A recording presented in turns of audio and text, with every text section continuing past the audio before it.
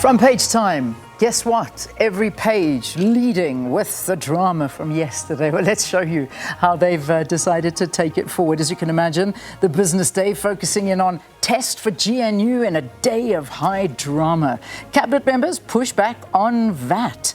Parliament on Wednesday postponed South Africa's national budget for the first time after a day of high drama in which cabinet members of the GNU pushed back against Finance Minister's plan to hike VAT to 17% from 15% to fund a big increase in spending on frontline services. So, yeah, that's a big one. It really is. Just a bit of the background into it. Leaders of the 9 parties represented in the GNU at 7 a.m. This is where all the meetings started, and then tense discussions then ensued, and it was agreed that it would be postponed until the 12th of March. I know you know all those details, but just to give you a timeline of events. And that's a picture of the finance minister in that press briefing. On the sideline, state prepares for worst on USA. Treasury had made no specific allocation to the proposed budget to accommodate a possible cut in US aid for South Africa's HIV programs. And then Anglo Gold aims to boost its returns. So, yeah, that's the front page of the business day.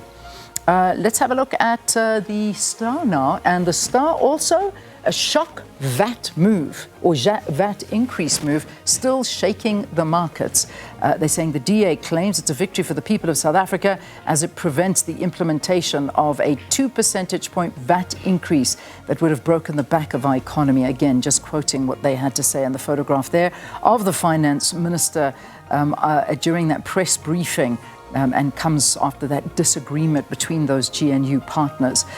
It's quite a big one, as it put shockwaves throughout the nation. I think a lot of us couldn't believe what was happening, but then when you sort of went into the nitty-gritty of it, you thought, okay, maybe it's a good thing. It's a good thing to see that people are actually listening to each other. So, and there's a lot of commentary all around it. So another one, GNU slammed over cancellation of the budget speech. Political parties yesterday, mixed reactions to that postponement. They couldn't find consensus on the VAT, as you know. The executive decided to adjourn. Parliament Speaker Tokododize said the proposed 2% increase in VAT was just one of many issues that could not be agreed upon. So they got in a whole bunch of political commentary from that, and some saying it's a good thing and others saying not really, this is not good at all.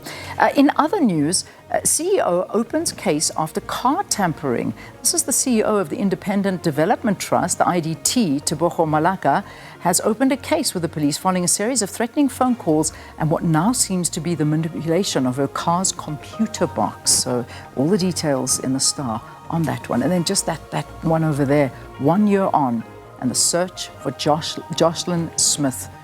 Still nothing. Can you believe it? All right, well, there you go. That's the front page of the Star.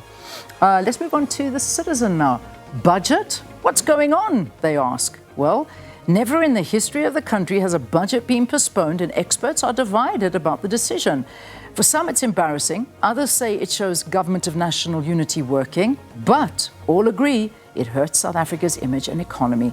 We look at the reasons behind. So that's what the Citizen are doing. Something else that's quite interesting. Can you live without your phone? Can you? Ask yourself for a moment, can you live without your phone?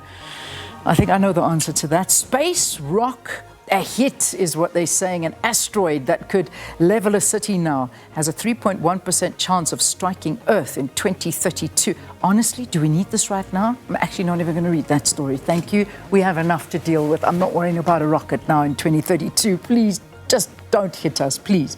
Finally, the Sowetan. Let's hear what the Sowetan's got to see for us to say this morning. Enoch's VAT headache. Yeah, there's a picture of the minister not looking too happy there, perhaps wiping.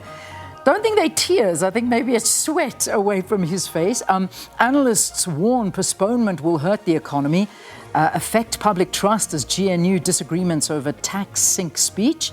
And series of unusual events preceded late cancellation after intense bickering in cabinet. Oh, I would love to have been a fly on the wall in that session. Can you imagine what went down? Tornado victims desperate for shelter. Daughter of ex-Bafana captain seeks refuge in SA. And what's the other one? Hiding by SuperSport United was an accident from Nabi. Well, there you go. That's the front pages of your newspapers. Remember, the SABC website as well, your go-to for everything. All of that news you just heard and more, from sports to current affairs, local and international. Also, the whole issue with Ukraine and Russia, we haven't even touched on that. There are so many stories at the moment. It's hard to stay on top of them, but I promise you we'll keep you on top of everything. And also the health update there on the Pope, who apparently has pneumonia in both his lungs. So that's also a story we've got there. SABC Plus, download this app, guys. It's what I had while I was watching the budget, while I was trying to catch up on all the press briefings. I opened the app and I was watching it on my phone. You could do the same. It's just that simple. It's absolutely fantastic to have this. All right, 7 o'clock. Let's get into the news.